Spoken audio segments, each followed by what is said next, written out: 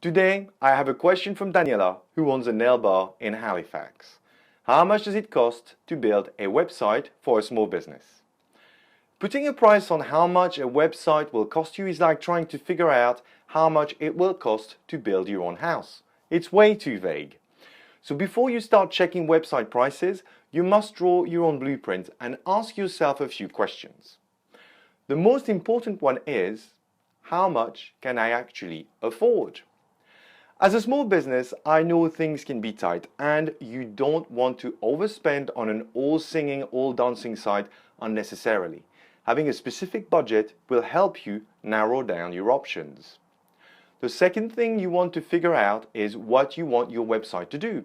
I know it's good to be ambitious, but it is unlikely you will be as big as Amazon.com or eBay anytime soon. Your site will mainly showcase your business, so nothing groundbreaking, which should save you a few pennies. You'll probably want to figure out what it will look like based on some examples you've seen across the web.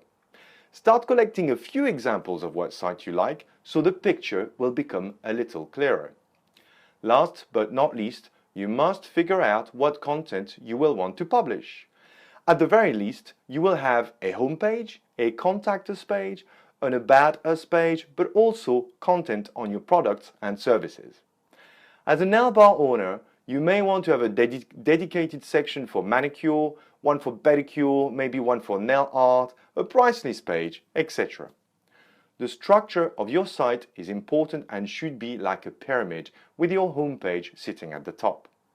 Take the time to draw it on a piece of paper or in a Word document, which you can modify at will. In summary, the more information you come up with, the easier it will be to make a decision. That was for the initial work, which, by the way, is all free. Moving on to actual costs. You will need to buy a domain name, which in layman's terms is your website address, such as danielanailbar.co.uk. This is quite inexpensive these days, and some of them start at 99 pence for 1 year. Prices vary, but generally speaking, don't expect to spend any more than £25 for 2 years. The other thing you will need is what is known as hosting. This is where your website files will live on the internet. It's basically a computer where people can access the beautiful pages you will be creating. This is also very inexpensive. Someone like GoDaddy.com, for instance, offers packages as low as £2.99 per month, which even include a domain name. So far, so good. The next question you'll need to ask yourself is how you are planning on building and publishing your site and maintaining it moving forward. There are three main options available to you. The very first one is the drag and drop solution. Perfect for beginners. This solution consists of choosing a pre-made site. You can choose from many options and simply load your content yourself. This is perfect if you want to do everything yourself and are very limited in cash. You can buy a domain name, host your site, and build it with no coding knowledge for as little as around $10 a month. Everything sits under one roof. You'll be able to add new pages whenever you want to. The most popular services are squarespace.com and wix.com. The second solution is the open source solution. Have you heard of something called WordPress? WordPress is an online open source website creation tool. Originally developed for the creation of blogs, it has morphed into one of the most powerful content management systems used by thousands of people to create websites. It is a lot more flexible than the drag and drop solution and offers many more options. The downside is that it is not as easy to use as the drag and drop solution. You will likely need to get some help to set it up, customize it a little bit, and maintain it moving forward. It is a steep learning curve if you've never built a website before, but well worth it. You will likely need to buy a premium template along with some additional plugins.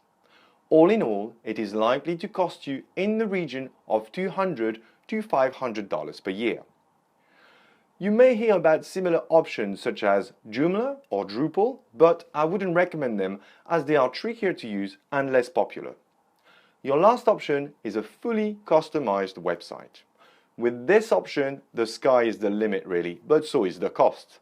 You'll need to find a developer, maybe a designer, etc. You can also use the WordPress platform solution and have that tailored from scratch, but it's still going to be expensive. In terms of costs, it's hard to say as it will be on a case-by-case basis, but don't expect to spend any less than around $2,000. Conclusion. Do your homework before committing to any solution. It will help you save a lot of time and money. If you have to remember one piece of advice from this video, it will be to start small.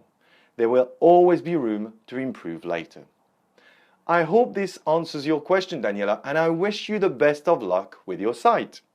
In the meantime, if you're watching this and want to submit a question, simply go to rankingacademy.co.uk/QA. Thank you for watching.